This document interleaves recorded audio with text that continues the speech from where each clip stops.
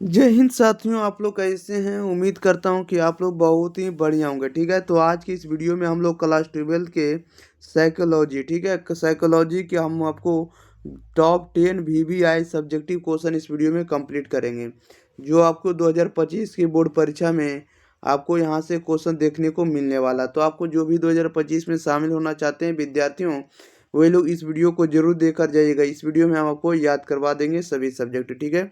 और यहाँ से आपको 100% आपको हम सब्जेक्टिव वादा करते हैं कि पूछे जाएंगे। क्लास 12 के जो भी आर्ट्स लिए होंगे उनके सभी वीडियो आपको अवेलेबल है वीडियो के डिस्क्रिप्शन में। और आप लोग जाकर ज़्यादा करके प्लेलिस्ट चेक कर लीजिएगा, ठीक है। प्लेलिस्ट में आपको सभी वीडियो अवेलेबल है सभी विषयों का, ओके, ऑब्जेक्टिव और सब्जेक्टिव। चलिए तो हम लोग स्टार्ट करते हैं क्वेश्चन नंबर 1 की ओर। तब तक के लिए एक बार वीडियो को शेयर कर दीजिएगा, चैनल को भी सब्सक्राइब जरूर कर लीजिएगा, वीडियो को लाइक जरूर करते रहिए और बताइएगा कि किस प्रकार के वीडियो आपको चाहिए, ठीक है। और कुछ जो भी त्रुटि रहता है आप लोग, या तो जो भी आपको तरह से सुझाव रहता है, कमेंट बॉक्स में लिख कर आप हमें जरूर बता सकते हैं, ताकि हम अगले वीडियो में सुधार कर सकें, ओके। क्वेश्चन नंबर देखिएगा, फर्स्ट नंबर में कह रहा है कि साक्षात्कार कौशल का संक्षेप में वर्णन करें। साक्षात्कार मतलब इंटरव्यू होता है। क्या होता है? इंटरव्यू कौशल का आपको संक्षेप में वर्णन करें। तो साक्षात्कार जो होता है दो शब्द, दो या दो से अधिक व्यक्तियों के बीच एक उद्देश्यपूर्ण वार्तालाप है। वार्तालाप यानी बातचीत है। साक्षात्कार को अन्य प्रकार के वार्तालाप की तुलना में अधिक महत्वपूर्ण संज्ञा दी जा सकती है, क्योंकि उसका एक पूर्व निर्धारित उद्देश्य होता है तथा उसकी संरचना केंद्रित होती है। साक्षात्कार कौशल का संक्षिप्त में वर्णन करें। तो साक्षात्कार जो होता है दो या दो से अधिक व्यक्तियों के बीच एक उद्देश्यपूर्ण वार्तालाप होता है, एक बातचीत होता है। वह साक्षात्कार को अन्य प्रकार के वार्तालाप की तुलना में अधिक महत्वपूर्ण संज्ञा दी जा सकती है, क्योंकि उसका एक पूर्व निर्धारित उद्देश्य होता है तथा उसकी संरचना क्या होती है, तो केंद्रित होती है, सेंट्रॉइड होती है, ओके।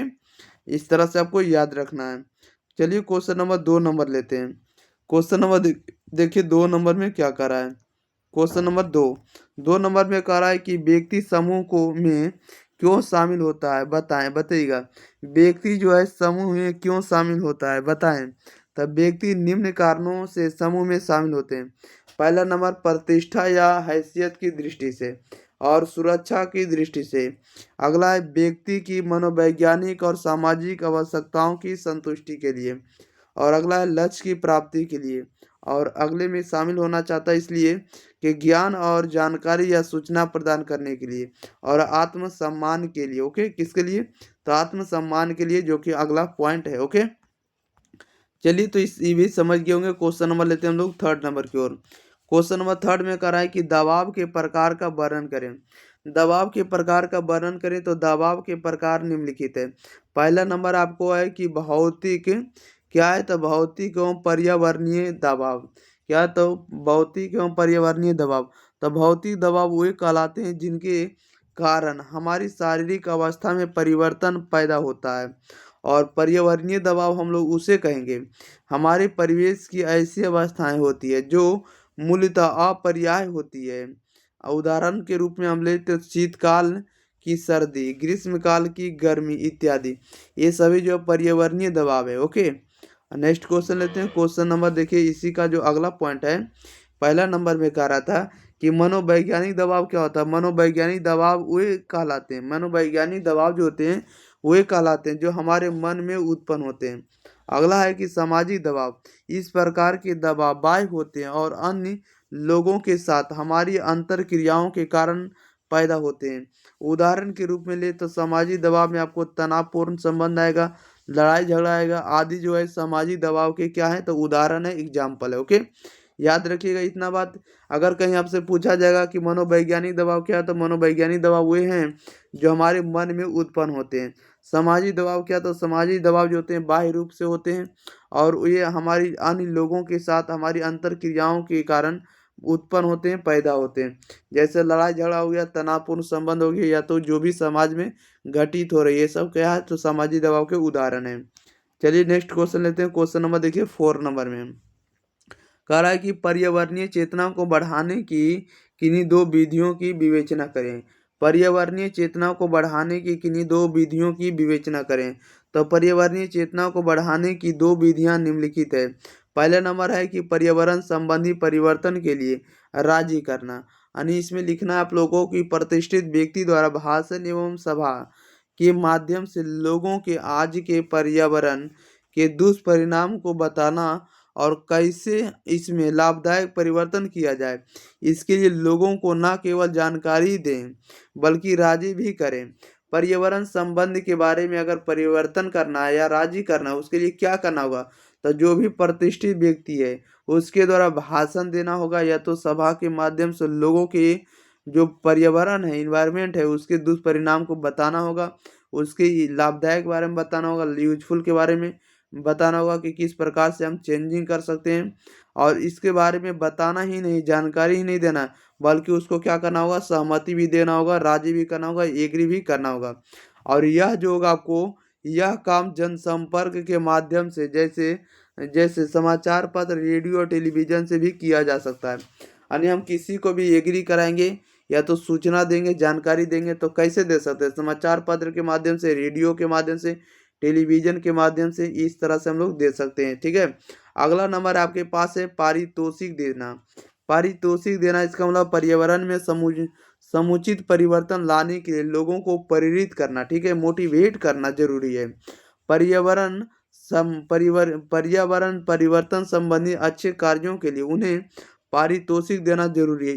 यह इस तरह का हो सकता है, आर्थिक लाभ हो सकता है जिसको नगद पुरस्कार कहते हैं, उपयोगी सम्मान देना, प्रशंसा करना, प्रशस्ति पत्र देकर उनको पर्यावरण संबंधी आवश्यक लाभदायक परिवर्तन के लिए प्रेरित किया जा सकता है। ओके, इस तरह से इसको पारितोषिक दे सकते हैं। चलिए नेक्स्ट क्वेश्चन लेते हैं। क्वेश्चन नंबर देखिए 5 नंबर की ओर।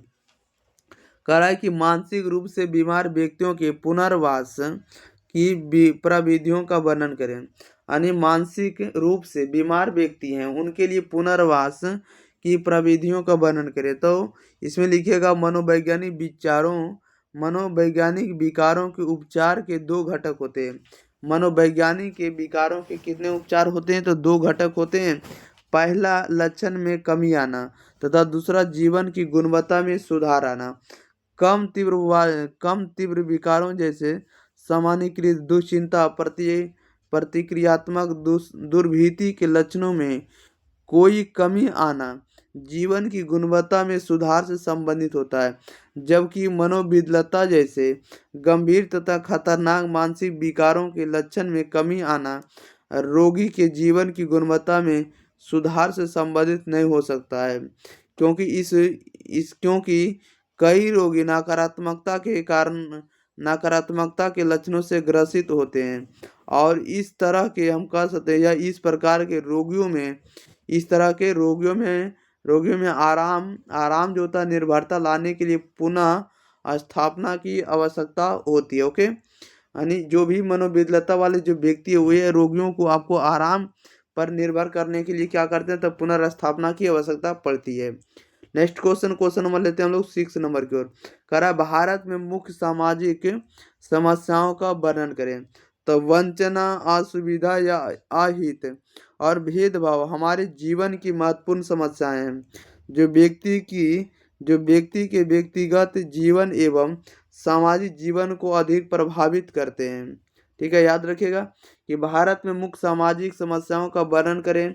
तो वंचना, असुविधा या अहित और भेदभाव हमारे जीवन की महत्वपूर्ण समस्या है। महत्वपूर्ण क्या है, तो प्रॉब्लम है, इंपॉर्टेंट प्रॉब्लम है, जो व्यक्ति के व्यक्तिगत जीवन, ठीक है, और सामाजिक जीवन को अधिक प्रभावित करते हैं। चलिए नेक्स्ट क्वेश्चन लेते हैं। क्वेश्चन नंबर 7 नंबर में। 7 नंबर में कह रहा है कि समूह संघर्ष क्या है, इसके कारणों का वर्णन करें। तो समूह संघर्ष के अंतर्गत एक व्यक्ति या समूह या प्रत्यक्षण करते हैं कि अन्य व्यक्ति उसके विरोधी हितों को रखते हैं तथा दोनों पक्ष एक दूसरे का खंडन करने का प्रयत्न करते रहते हैं। समूह संघर्ष के निम्नलिखित कारण है। समूह संघर्ष के कितने कारण है, निम्नलिखित कारण है। वो एक कारण क्या क्या है। पहला नंबर है कि जब एक समूह के सदस्य स्वयं की अपेक्षा दूसरों के सदस्यों से करते हैं और यह महसूस करते हैं वे जो भी चाहते हैं वह उसके पास नहीं है, किंतु वह दूसरों समूह के पास है। ठीक है, और अगला नंबर है कि संघर्ष का दूसरा कारण किसी एक के पक्ष का यह विश्वास होता है कि एक पक्ष दूसरे से श्रेष्ठ है और वे जो कर रहे हैं उसे होना चाहिए। जब ऐसा नहीं होता है तो दोनों पक्ष एक दूसरे पर दोष लगा देते हैं, जैसा कि आप लोग जानते भी होंगे। Okay, next question. इसी का अगला पॉइंट है कि दोनों ही पक्षों में संप्रेषण का अभाव एवं दोषपूर्ण संप्रेषण का संघर्ष एक महत्वपूर्ण कारण है।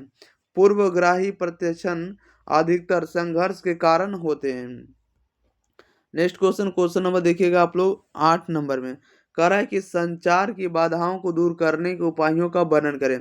तो संचार में प्रथम कठिनाई भाषा की जटिलता होती है। पारस्परिक समझ के लिए शब्दों का भेद एक बड़ी बाधा है। संचार में जो होता है, संचार की बाधाओं को दूर करने के लिए या करने में निम्न तत्व क्या होते हैं, तो सहायक होते हैं, मददगार होते हैं।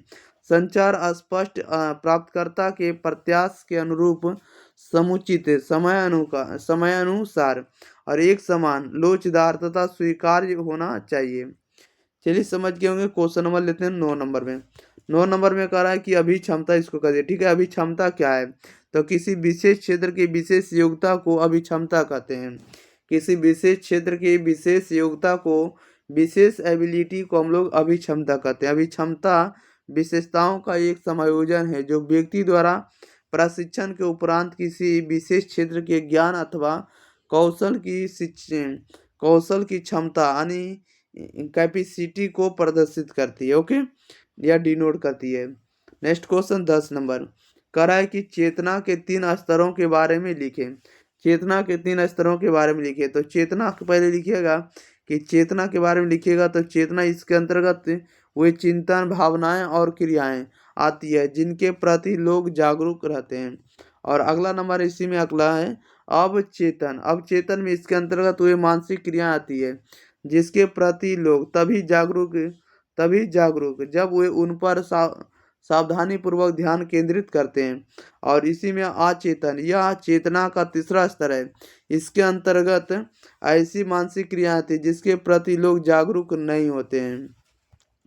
चलिए, ये भी आप लोगों का 10 क्वेश्चन था। 10 के 10 क्वेश्चन आपको हम कंप्लीट कर दिए। ठीक है, चलिए तो इस अगले वीडियो में हम लोग मिलेंगे। तब तक के लिए आप लोग इस चैनल को ज़्यादा से ज़्यादा सपोर्ट करिए, वीडियो को शेयर करिए और चैनल को आप लोग चैनल को सब्सक्राइब भी जरूर करिएगा। ठीक है, 2025 के बोर्ड परीक्षा में जितने भी क्वेश्चन आर्ट्स के बनेंगे सभी आपको प्लेलिस्ट में आपको हम बनाकर तैयार कर दिए, उसको जाकर जरूर देख लीजिए। ठीक है, अब आपको जो भी सब्जेक्ट का आपको सब्जेक्टिव क्वेश्चन छूट गया उसको हम आपको प्रोवाइड कर देंगे एग्जाम से पहले। ओके, तब तक के लिए आप लोग चैनल को सब्सक्राइब करिए, बताइएगा कि किस प्रकार का वीडियो आपको चाहिए और जो भी आप लोग का त्रुटि होता है आप लोग जरूर बताइएगा या किस प्रकार की आपको सुविधा की और ज़रूरत है, कमेंट बॉक्स में हमें जरूर कमेंट कर बताएं। Okay, thank you for watching this video. धन्यवाद।